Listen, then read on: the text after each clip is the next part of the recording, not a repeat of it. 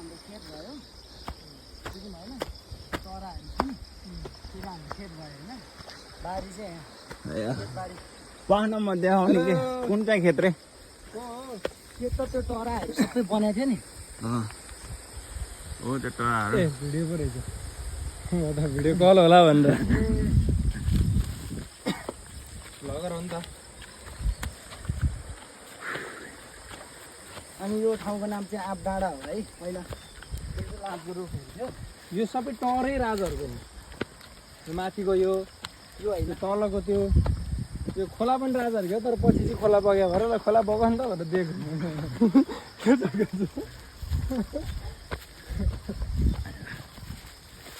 colour है यार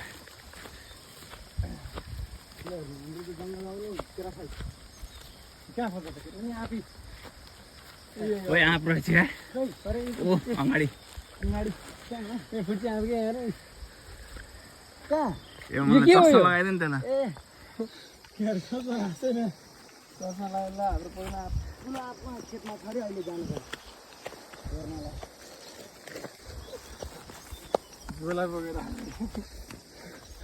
धेरै हेर्नु यसो 8-10 दाना तपाईँ लैजानु न भयो भने चाहिँदैन पाकेको छैन भने के काम अचार बनाउन के म लगेर जाने हो बनाउनु त भयो भने लाने हो नत्र त्यतिकै कति चाहिँ उयो छ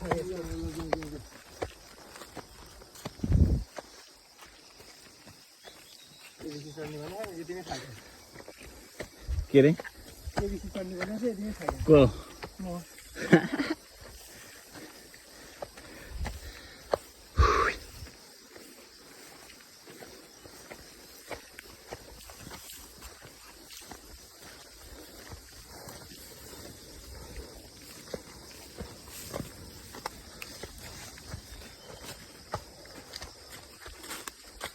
यो त हामीले बच्चामा खान्थ्यो के टाटाको यो पर्लाको के यो फुलबाट फल आउँथ्यो फटुपे खाना आयो खाना होइन मतलब भोर्ला भोर्लाको बादमा त बिँडी खाने यो अचार कि तरकारी दाइ कि त्यसै पोलेर त्यतिकै रमाइलो भाइ अब जङ्गल खरिद्नु लानु हुँदैन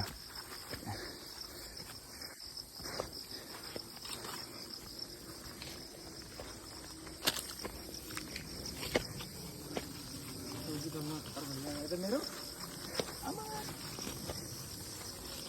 डङ्ग्राङ गएर एउटा सुनको पलङ किनेर अनि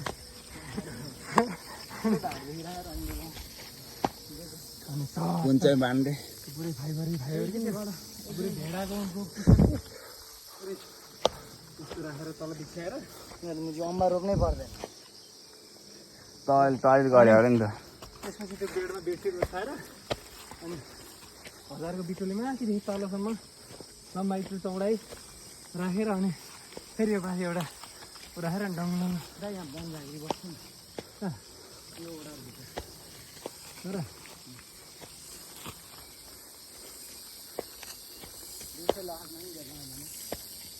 कला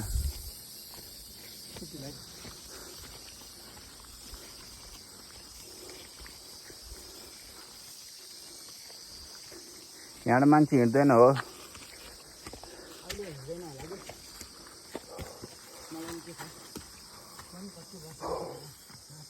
थाके यार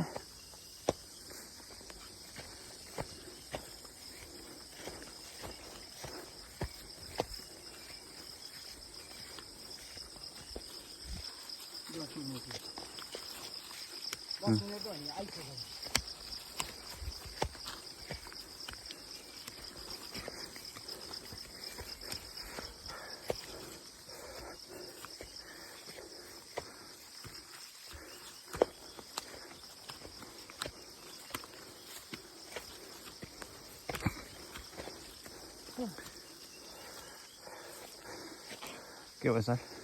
खाके मार्नु पऱ्यो नि एकछिन ब्याट्री नै लो भएछ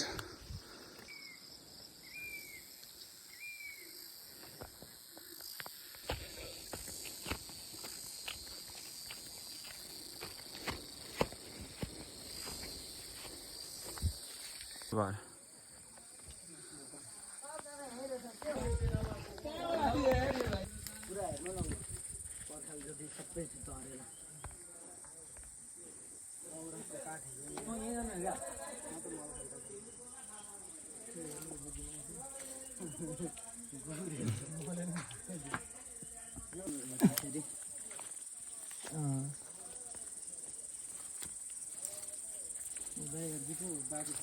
जसले भेट्छ त्यसले टिप्ने त भने राम्रो राम्रो या अलिक साह्रो साह्रो कुहिन थालिसक्यो पानीले साह्रो साह्रो टिप्नु साह्रो साह्रो मात्रै टिप्नु ल दसैँमा नत्र यहाँ लिएर जानुपर्छ देख्छ नि त होला नि त हामीले उता